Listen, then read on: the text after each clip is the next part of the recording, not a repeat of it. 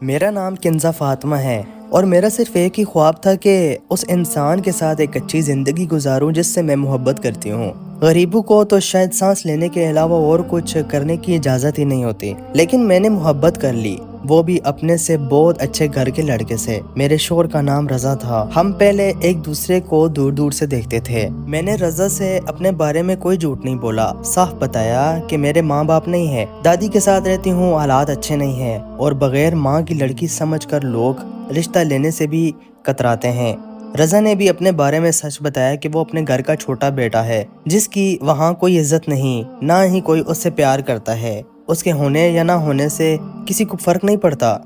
ہم دونوں کے حالات ایک جیسے تھے، اس لیے ہم ایک دوسرے کی محبت میں ڈوب گئے اور شادی کا فیصلہ کر لیا۔ میری دادی میں اتنی ہمت نہیں تھی کہ وہ کچھ بول سکتی۔ جب رضا نے اپنے گھر والوں سے ہماری شادی کی بات کی تو اگلی ہی صبح میری دادی اس دنیا سے رخصت ہو گئی۔ اس کی وفات کا مجھے ایسا صدمہ لگا کہ جیسے سب کچھ ختم ہو گیا ہو۔ گھر کا ہر کونا ویران اور میری آنکھوں کے سامنے اندھیرا چھا گیا۔ دوسری طرف رضا کے گھر والوں نے صاف انکار کر دیا کہ ہم ایسے بھوکے ننگے کے ہاں شادی نہیں کرتے۔ انہوں نے رضا سے کہا تیری شکل اچھی ہے، ہم کسی امیر گھر سے تیری شادی کروائیں گے جہاں سے اچھا جہیز ملے گا، بنگلہ ملے گا اور وہ تجھے کوئی کاروبار بھی سیٹ کر کے دیں گے۔ انہوں نے رضا پر دباؤ ڈالا اور اسے میرے پاس بھیجا تاکہ وہ مجھ سے رشتہ توڑ لے۔ جب رضا میرے پاس آیا تو اس کے چہرے پر بے بسی تھی اور آنکھوں میں دکھ تھا۔ وہ مجھے انکار کرنے آیا تھا، لیکن جب اس نے دیکھا کہ میری دادی کا انتقال ہو چکا ہے اور میں بالکل اکیلی اور بے سہارا رہ گئی ہوں تو اس کا دل پگھل گیا۔ وہ مجھے خاموشی سے دیکھتا رہا، پھر میرا ہاتھ پکڑ کر مسجد لے گیا اور اپنے دوستوں کو گواہ بنا کر سادگی سے ہمارا نکاح کر لیا۔ اس وقت میرے دل میں سکون بھی تھا اور یہ خوف بھی کہ آگے کیا ہوگا۔ نکاح کے بعد ہم رضا کے گھر پہنچے۔ گھر والے یہ سمجھ کر بیٹھے تھے کہ رضا مجھ سے جان چھڑوا کر واپس آئے گا تاکہ وہ اس کی شادی امیر گھر میں کر سکیں، لیکن جب انہیں معلوم ہوا کہ رضا نکاح کر کے آیا ہے تو پورے گھر میں قہر مچ گیا۔ رضا کے والد غصے میں آگ بگولہ ہو گئے۔ انہوں نے رضا پر ہاتھ اٹھایا اور چیخ کر کہا نکل جاؤ اس گھر سے، تمہارے لیے یہاں کوئی جگہ نہیں ہے۔ لیکن رضا وہاں سے کہیں باہر نہیں گیا بلکہ میرا ہاتھ پکڑ کر اپنے ہی گھر کی تیسری منزل پر چلا آیا۔ تیسری منزل پر ایک پرانا ویران اور کچرے سے بھرا حصہ تھا جہاں بیکار سامان رکھا رہتا تھا۔ وہاں ایک چھوٹا سا کمرہ، ٹوٹی ہوئی چارپائی، ایک پرانا باتھ روم اور ایک شیلف تھی جسے بمشکل کچن کہا جا سکتا تھا۔ ہماری شادی کی پہلی رات اسی ٹوٹی ہوئی چارپائی پر گزری۔ خوشی کے بجائے میری آنکھوں میں آنسو تھے۔ میں نے روتے ہوئے رضا سے کہا کہ شاید میں تمہارے لیے منحوس ثابت ہوئی ہوں کہ میرے آتے ہی تم اپنے گھر والوں سے دور ہو گئے۔ رضا نے میرا ہاتھ مضبوطی سے پکڑا اور سختی سے کہا یہ بات کبھی زبان پر مت لانا، تم منحوس نہیں، میری محبت ہو، میری زندگی ہو۔ اس کی باتوں نے میرے دل کا بوجھ ہلکا کر دیا۔ صبح سویرے رضا نیچے گیا اور اپنے پاس موجود چند پیسوں سے ناشتہ اور حلوہ پوری لے آیا۔ ہم نے ایک ہی شاپر میں بیٹھ کر ناشتہ کیا۔ اس کے بعد رضا نے کہا کہ وہ نیچے جا کر گھر والوں سے معافی مانگنے کی کوشش کرتا ہے۔ کچھ ہی دیر بعد نیچے سے شدید لڑائی جھگڑے کی آوازیں آنے لگی۔ رضا کے والد چیخ رہے تھے کہ ساری زندگی تم نے کمپیوٹر کے سامنے بیٹھ کر ضائع کر دی۔ کہتا تھا کہ ہیکنگ سیکھ رہا ہوں، ہیکر بنوں گا، اور اب ایسی لڑکی اٹھا لایا جس کا نہ کوئی معیار ہے نہ تعلیم۔ رضا کے دو بھائی بھابیاں تھیں، ایک ڈاکٹر اور دوسری ٹیچر۔ ان کے سامنے میری حیثیت پر بار بار سوال اٹھائے جا رہے تھے۔ یہ باتیں میرے دل پر تیر کی طرح لگ رہی تھی۔ جب شور ختم ہوا تو میں نے کمرے کی صفائی شروع کی، پرانے بکسے جوڑ کر ایک چھوٹا سا میز بنایا اور 4 چارپائیاں ساتھ لگا کر بستر بچھایا اور ایک پرانا چولہا اور سلنڈر سیٹ کیا۔ جب رضا واپس آیا تو کمرے کی ترتیب دیکھ کر مسکرایا اور کہنے لگا تم نے تو اس کھنڈر کو گھر بنا دیا۔ رضا دوپہر کا کھانا باہر سے لے آیا، ساتھ چائے پتی اور سلنڈر میں گیس بھی بھروا لایا۔ چائے پیتے ہوئے اس نے اپنا لیپ ٹاپ اور فون نکالا اور کہا میں ایک بہت بڑے پروجیکٹ پر کام کر رہا ہوں، اگر یہ کامیاب ہو گیا تو ہمارے وارے نیارے ہو جائیں گے۔ اسی طرح دن گزرنے لگے۔ رضا کبھی کبھار کچھ پیسے لے آتا تھا، ہمارا گزارا ہو رہا تھا، مگر ایک دن ایسا آیا جب ہمارے پاس 1 روپیہ بھی نہ بچا۔ میں نے اپنے کانوں کی سونے کی بالیاں جو میری دادی نے دی تھی بیچنے کو کہا تو رضا نے محبت اور ضد سے انکار کر دیا۔ اسی دوران رضا کی 12-13 سالہ چھوٹی بہن چوری چھپے ہمارے لیے چاول اور پانی کا جگ لے کر آئی، جس سے ہمیں بہت سہارا ملا۔ वक्त गुजरने के साथ घर वालों ने मुझे कबूल तो ना किया, लेकिन नीचे कामों के लिए बुलाना शुरू कर दिया। एक दिन सास ने दावत के कामों के लिए बुलाया। मैं खुश हुई कि शायद वो मुझे अपना समझ रही है, लेकिन वहाँ मुझसे सिर्फ बर्तन धोने और सफाई का काम लिया गया। काम के बाद मुझे खाना दिया गया और कुछ पुरानी बेडशीट्स और तकिए दिए गए, जिन्हें देखकर रज़ा उदास हो गया और कहने लगा कि वो तुम्हें बहू नहीं बल्कि नौकरानी समझ रहे हैं। एक दिन रज़ा ने मुझे बताया कि उसे एक काम के सिलसिले में 2 हफ्तों के लिए दूसरे शहर जाना है। अगर ये काम हो गया तो हमारी ज़िंदगी बदल जाएगी। जाते वक्त उसने मुझे 5,000 रुपये दिए और अपने बड़े भाई को भी मेरा ख्याल रखने को कहा। रज़ा के जाने के बाद वो लोग मुझे बिल्कुल भूल गए। दूध लेने भी मुझे खुद बाहर जाना पड़ता था। 2 हफ्ते गुजर गए। रज़ा का फ़ोन बंद आने लगा। मैंने अपने देवर से पूछा तो उसने बेपरवाही से कहा कि आ जाएगा। मज़ीद 10 दिन गुजर गए। मेरे पास पैसे भी ख़त्म हो चुके थे और मैं शदीद परेशानी में थी। एक दिन अचानक दरवाजे पर दस्तक हुई। बाहर 2 आदमी खड़े थे, जिनके हाथ में रज़ा का सूट और फ़ोन था। उन्होंने धीमी आवाज़ में बताया कि जिस ऑफिस में रज़ा काम कर रहा था, वहाँ छत गिरने से सब ख़त्म हो गया।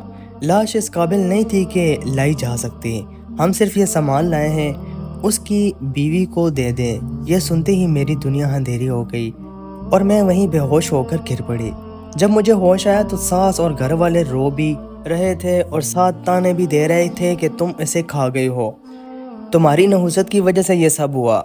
मेरी दुनिया उजड़ चुकी थी। मेरे पास रज़ा की सिर्फ एक कमीज़ और फ़ोन बचा था। मैं रातों को जाकर उसके फ़ोन में हमारी पुरानी तस्वीरें देखती और रोती रहती। कुछ दिन बाद सास ने नीचे से चीख कर कहा, अगर इस घर में रहना है तो काम करना पड़ेगा वरना निकल जाओ। मेरे पास जाने की कोई जगह नहीं थी। मैं नीचे गई तो बर्तनों और कपड़ों के ढेर लगे थे। सास ने कहा 2 वक्त की रोटी चाहिए तो काम करो। मैं सुबह से रात तक नौकरानियों की तरह काम करती और बदले में मुझे रोटी मिलती। कुछ दिन बाद मुझे मालूम हुआ कि मैं माँ बनने वाली हूँ। ये रज़ा की आखिरी निशानी थी। जब मैंने सास को बताया तो उन्होंने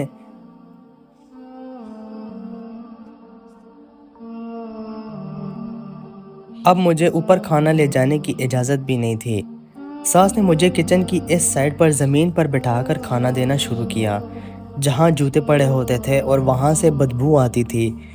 वो दूसरी औरतों से कहती थी कि इसे इसकी औकात में रखना ज़रूरी है। कभी कभार काम में गलती पर मुझ पर हाथ भी उठाया जाता और धक्के दिए जाते। किसी को ख्याल ये नहीं आता कि मैं उम्मीद से हूँ। एक दिन शदीद थकन की वजह से इस्त्री करते हुए देवर की शर्ट जल गई। देवर जब तैयार होने आया तो शर्ट जली देखकर गुस्से में पागल हो गया। उसने मुझ पर बेतहाशा हाथ उठाना शुरू कर दिया। उसे ज़रा भी तरस ना आया कि मैं उसकी भाभी हूँ। उस हालत में हूँ सास भी आ गई और चिल्लाने लगी, निकल जाओ हमारे घर से, दफ़ा हो जाओ। उस दिन मेरा दिल मुकम्मल तौर पर टूट गया। मैं ऊपर गई, अपने चंद कपड़े और सामान थैले में बांधा और वहाँ से हमेशा के लिए निकलने का फ़ैसला कर लिया।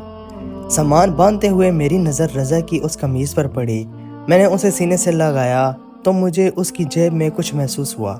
मैंने जेब में हाथ डाला तो अंदर से 2 चाबियां और एक कार्ड निकला, जिस पर किसी दूसरे शहर का पता लिखा हुआ था। मेरे दिल में उम्मीद की एक किरण जागी। मैंने अपने कानों की आखिरी बालियां सुनार को बेची और इन पैसों से सफ़र की टिकट कटाकर इस पते की तरफ रवाना हो गई। जब मैं उस पते पर पहुंची तो वो एक खूबसूरत 5 मरहले का डबल स्टोरी मकान था। बाहर ताला लगा हुआ था। मैंने कांपते हाथों से रज़ा की जेब से निकाली चाबी ताले में लगाई तो ताला खुल गया। अंदर हर चीज़ साफ़ सुथरी और मुकम्मल सेट थी। सोफ़ा, टीवी, फ्रिज, किचन का सामान और बेडरूम में बिस्तर तक लगा था। मैं हैरान थी कि ये सब क्या है। इतने में एक 40 साला औरत आई और कहने लगी, आप आ गई हैं, आप रज़ा साहब की बीवी हैं ना। एक चाबी मेरे पास थी और मैं उस घर का ख्याल रख रही थी।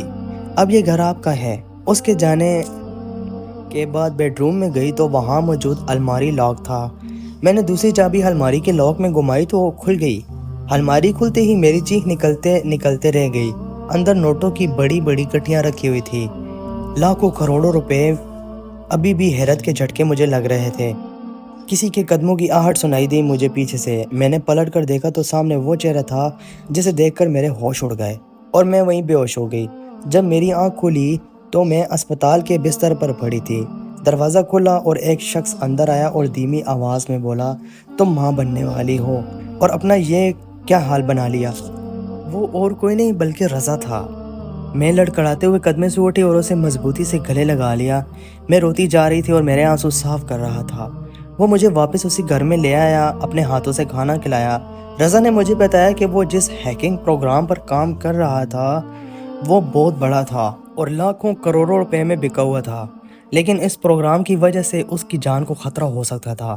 اس لیے ان خریداروں نے رضا سے کہا کہ اسے اپنی شناخت ختم کرنی ہوگی اور دنیا کو یہ یقین دلانا ہوگا کہ وہ مر چکا ہے۔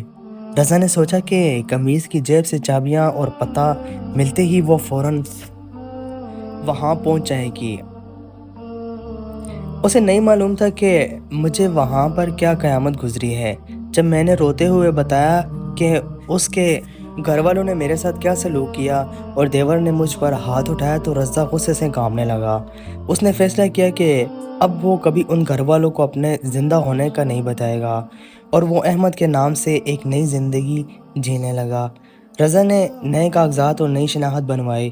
اب ہمارے پاس اپنے گھر، گاڑی اور بہت سارا پیسہ تھا۔